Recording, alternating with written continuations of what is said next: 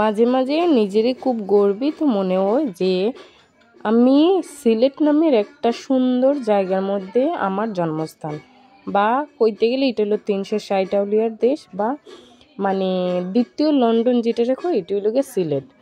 আর salute জানাই সিলেটবাসীর প্রত্যেকটা মানুষকে, যারা যারা সিলেট বা সিলেটের আশেপাশে যারা আছেন আর কি, সবাইকে অনেক অনেক ধন্যবাদ আর ভালোবাসা রইল এত সুন্দর একটা জায়গাতে থাকার লাগে।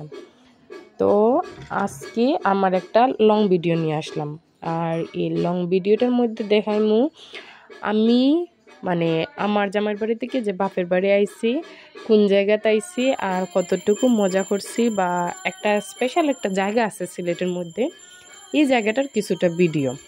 তো আপনারা ভিডিওটা স্কিপ না কইরা সাথে থাকুন আর একটু ধৈর্য সহকারে ভিডিওটা দেখুন, দেখলে আপনারা হয়তো চিনতে পারবা।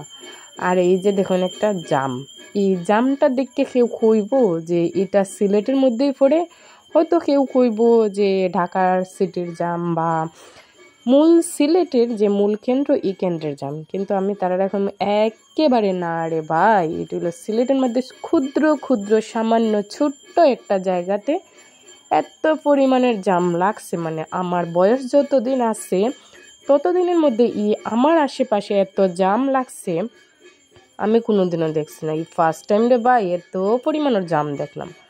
তো কি আর করার আছে, আমরাও যেরকম জামের মধ্যে বইয়া বইয়া অপেক্ষা করছি যে গাড়িটা কখন ছুটবো, কখন আমরা সামনের দিকে যাইমু। তো আপনারাও একটু ধৈর্যকারে দেখুন এই সুন্দর জায়গায় মনোরম পরিবেশ, আর দেখে একটু অনুভব করুন বা গেস করুন যে এই জায়গাটা কীতে হইতে পারে।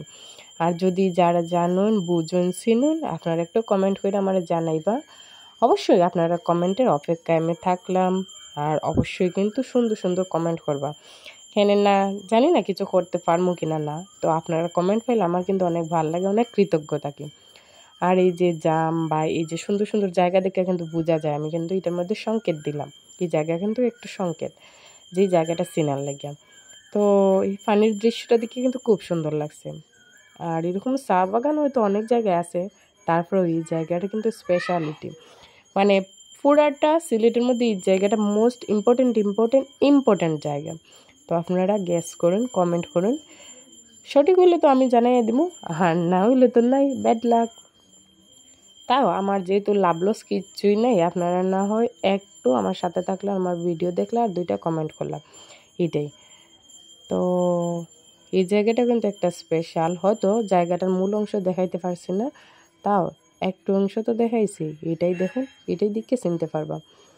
ওই যে দেখুন পিছে জাম শুরু হওয়ার, মানে হয়তো সবসময় তো ভিডিওতে সব মুহূর্তটা তুলে ধরা হয় না বা মনেও থাকে না, তারপরে যতটুকু পারি ততটুকু তুলে ধরার চেষ্টা করি। আর ভুল ত্রুটি আপনারা সুন্দরভাবে দেখবা, সুন্দর দৃষ্টিতে দেখবা, কেননা আমি কিন্তু আপনার মতো তো ভালো পারদর্শী না। এই পর্যন্ত, টাটা।